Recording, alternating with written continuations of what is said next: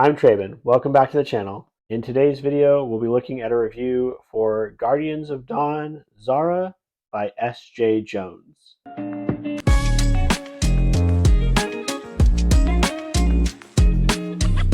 So prior to its release, Zhara was getting a lot of buzz and a lot of comparisons to the Lunar Chronicles by Marissa Meyer.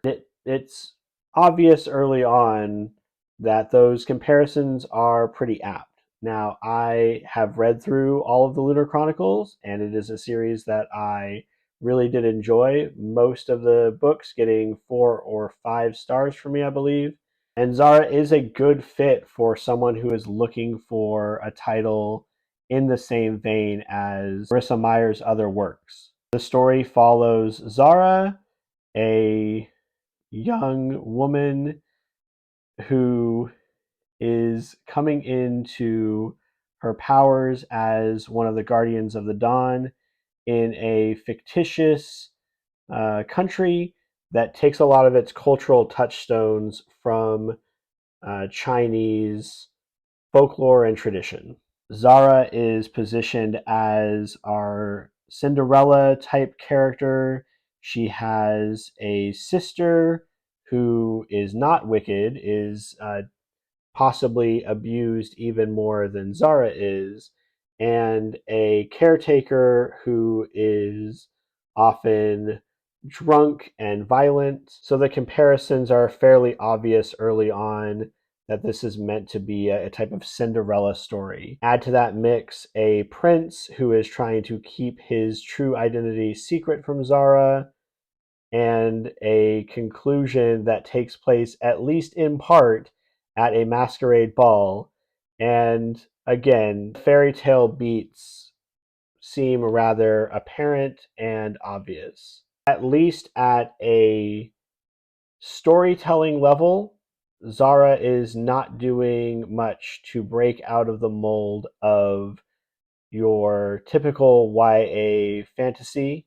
It is still very much beholden to those traditional fantasy tropes and ideas.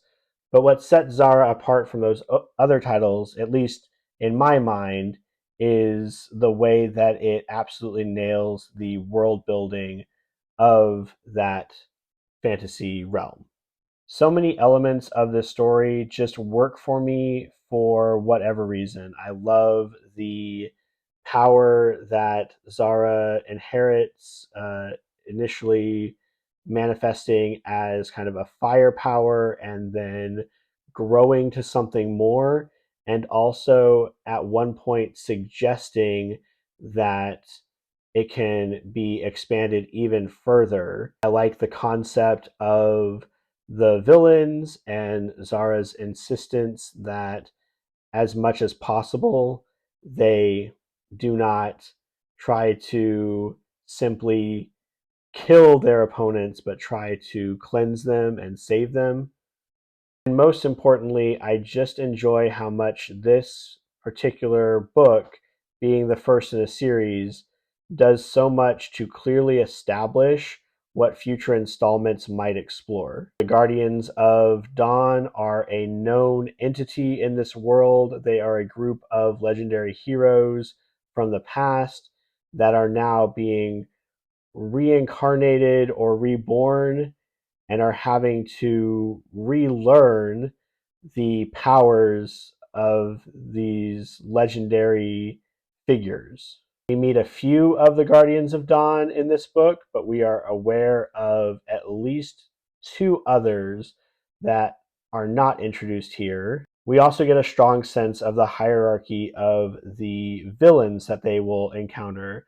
And while one of the primary villain characters is introduced here, and the main antagonist is dealt with at least temporarily by the end of the book, it's nice to see a first installment that really feels aware of how it will position itself within a larger world building context. So many of these YA fantasy titles tend to pull the sequel bait at the very end of the story, with no clear direction as to where the story might go next. I would even argue that at the end of the first Lunar Chronicles book, Marissa Meyer may not have had a clear idea of where her entire series was going. In contrast, Zhara feels like a fully realized world for a series. It feels like the author has a clear plan for what is coming next and how these characters might develop in the future. In that respect, it reminded me of something like the Dresden Files, where there is a clear plan in place for how that character is going to develop, how the story is going to evolve over multiple books. Obviously, my love for Asian folklore and Asian mythology played a role in my enjoyment of this story, as a lot of the concepts are drawn from those influences. You could also see a bit of like an anime or manga influence, possibly something along the lines of Sailor Moon, a collection of heroes that are meant to band together to overcome an evil, the inclusion of animal familiars, and the focus on purifying your enemy versus just outright defeat. It really did remind me of some older anime series, and that was obviously a notch in its favor. I liked the relationship between Zhara and her sister and how she really tried to protect and help her the best way that she could. I felt like it did a good job of establishing a moment in which she had to decide whether or not to pursue her own interests or pursue the interest of her family and support of her sister. And I felt like that relationship was handled in a fairly realistic way, where her sister is appreciative of the things that Zhara does to help her, but also saddened by the fact that Zhara won't pursue her own happiness, and makes it very clear to Zhara that if she were given the chance, if her sister were given the chance to be happy, she is going to take it, regardless of how that might affect Zhara, and how she feels that Zhara should really do the same. The romance between Zhara and the prince is at times cute. It's to be expected in these YA fantasy stories. I don't like the trying to disguise his identity, and once that gets revealed, it's this like betrayal moment. That never really worked for me, but uh, again, it is just one of the elements that I expect to find in the YA fantasy genre. Ultimately, I do want to see them together.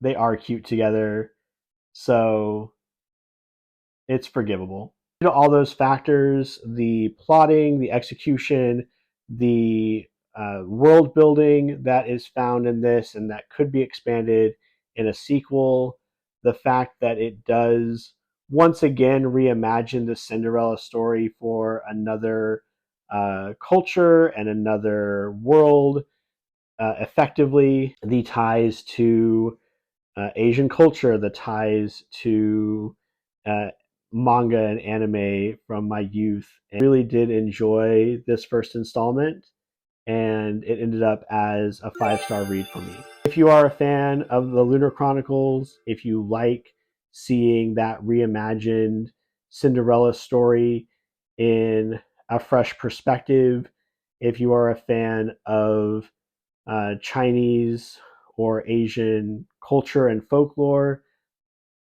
or are a fan of anime series like Sailor Moon, I feel like if you are a fan of any of those genres or elements, that Zara would be a good pick for you. Whenever we're talking about books in a series, part of my rating is how much do I want to read the sequel? How much do I want to read the next book? And I cannot wait for the next Guardians of Dawn to come out so I can see where the story is heading and see these characters continue to develop and grow. Is it for our look at Guardians of Dawn Zhara. As always, I hope your reading journey is going well. If you've read Zhara and you would like to drop your opinions in the comments below, I would highly encourage you to do so and help us grow this corner of our booktube community. Please like, subscribe, ring the bell, leave a comment, and until the next one, take care.